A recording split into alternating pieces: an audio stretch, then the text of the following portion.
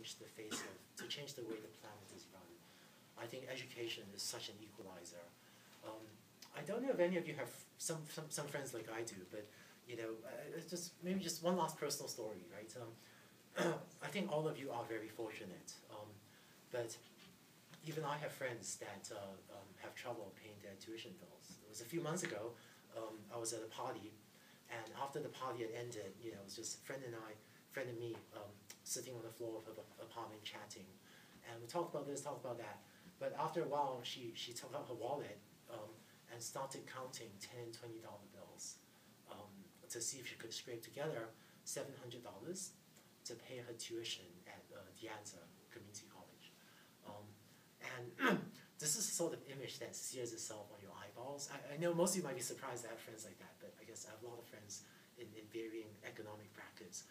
And when I see people like that right here in California, and when I see the potential of technology like this to change their lives, you know, I think that all of us as technologists, I feel like we almost have a responsibility to use our skills to help these people.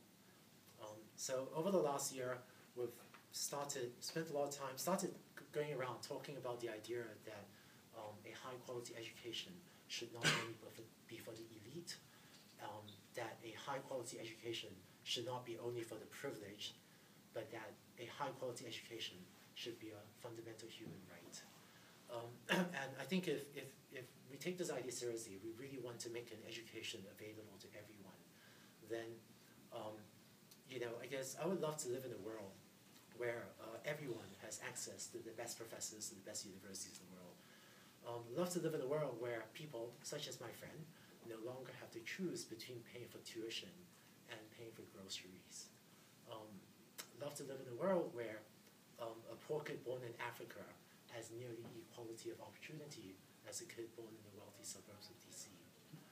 We're a long ways until we're there, but if we really do want to bring education to everyone, then frankly, I think it's going to be technologists, people such as yourselves, that will have to lead the way.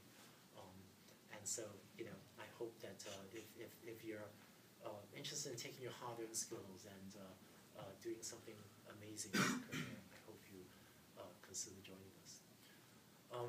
I think, why don't I take a couple questions, and then I want to turn it over to Brendan as well. So, please. Yeah, I'm wondering, for some of the physical sciences and there's a lab as an essential component of education. Have you thought about how you could potentially do that? Yeah, right. So, you know, the one thing so lab classes, physical components, the one type of class that we have trouble with right now is classes that require physical interactions with something. So, you know, I don't think you ever learn to play tennis on a website. I think surgery, we're talking to the dean of the medical school. Surgery is a problematic one. Some of the lab-based classes might be challenging. With peer grading, we've actually had instructors send students, ask students to go out into the field and do interviews or take pictures or build something and take a picture, or go collect plant samples and do something and take a picture and upload that to the website to do grading. Some of our instructors are also doing lab simulations. I'm not sure. I think that is one challenging regime. That there's one other model we're doing, which is you know, there are a number of schools starting to work with us where they will have their students watch, say, Stanford content or content from some other school, and then the local school can provide the physical infrastructure to provide the lab work. But that is the one challenging piece. Do you think virtual reality could be someday help? Yeah, maybe. I don't know. For medicine, I actually see VR being used for a lot of medical training. But yeah, hopefully we'll get there. What's the interaction like with schools? Is there any perceived conflict of interest, or how do you see that playing out long term in terms of what's the difference between what does it mean to be at a school if that same education is offered free online? Yeah, so you know, so why on earth are you still paying like $200,000 for a Stanford degree, right? I think the answer is that I think the real value of coming to a place like Stanford is not just the content.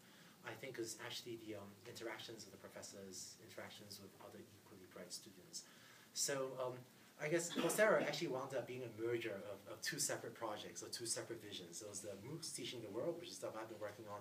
There's a second piece, which was really pioneered by Daphne Collar, my co-founder, on the flipped classroom. And the insight that she had was that walking into a classroom to be lectured at really isn't the most efficient, use of a way for a student to get content.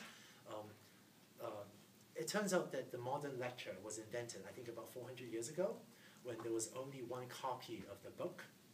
And what the instructor would do is, the instructor was the one that had the book, so the instructor would stand in front, you open the book, and you read from it, because that's how you broadcast a book to your audience. Surely we have better ways to broadcast content now. So in most of the Stanford classes, in most of the Stanford instructors working with Coursera, many of the instructors are putting the content online, asking students to watch the content online the week before class, and this preserves the class time for either high-level discussion or more advanced topics or small group problem solving. So you're sitting next to your best friends working the problems with them in the classroom rather than sitting there to be lectured at. For a long time to come, I think people that can come to Stanford will get a better education than the public taking free online, free Stanford classes. But I think we can also narrow the gap a lot between most people that just don't have any access to Stanford now. Do Coursera students interact socially in any other way besides the peer grading? Yeah, so we have a few things. We have a discussion forum. Turns out if you just design a discussion forum for like 100 students, you can do almost anything in the work. Designing a discussion forum that scales to 100,000 students is much harder. I can talk more about details you want, but that's one way.